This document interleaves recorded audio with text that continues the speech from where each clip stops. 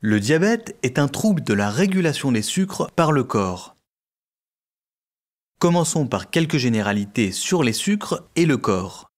Le corps est constitué d'organes, tels que le cœur, les muscles, la peau, le foie, les yeux et les vaisseaux, qui forment un grand réseau reliant tous les organes pour assurer leur fonctionnement.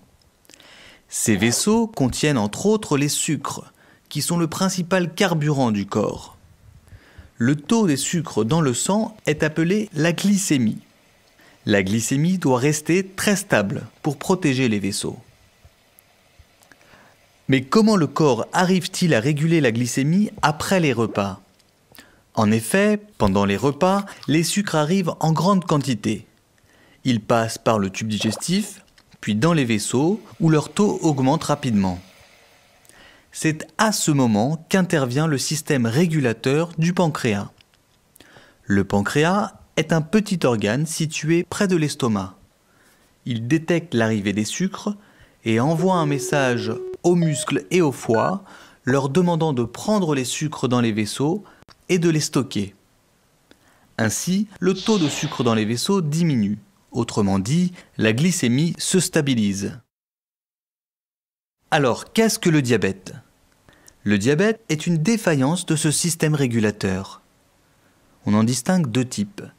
Dans le diabète de type 1, la défaillance concerne le pancréas, qui ne peut plus envoyer de messages.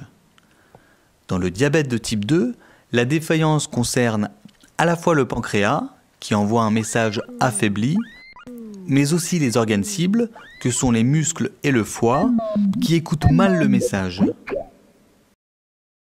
Dans tous les cas, le diabète est responsable d'une hyperglycémie.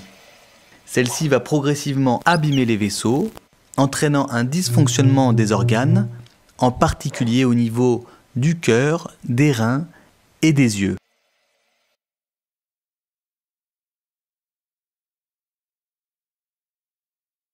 Voyons tout d'abord comment fonctionne la vision.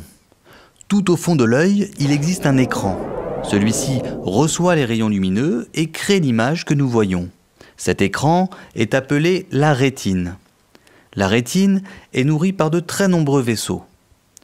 Ces vaisseaux, lorsqu'ils sont abîmés par le diabète, peuvent altérer le fonctionnement de la rétine et donc baisser la vision. Et ceci de deux manières. La première touche le centre de la rétine. Les vaisseaux, fragilisés par le diabète, se déforment. L'équilibre des échanges est rompu et des fuites s'échappent dans la rétine. Ceci provoque des baisses de la vision centrale.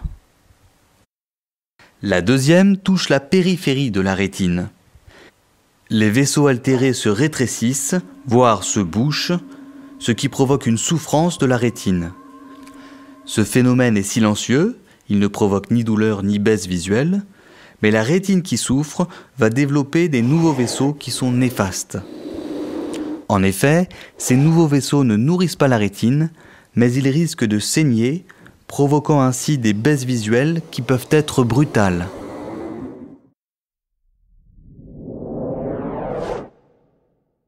Toutes ces anomalies s'installent de manière lente et silencieuse.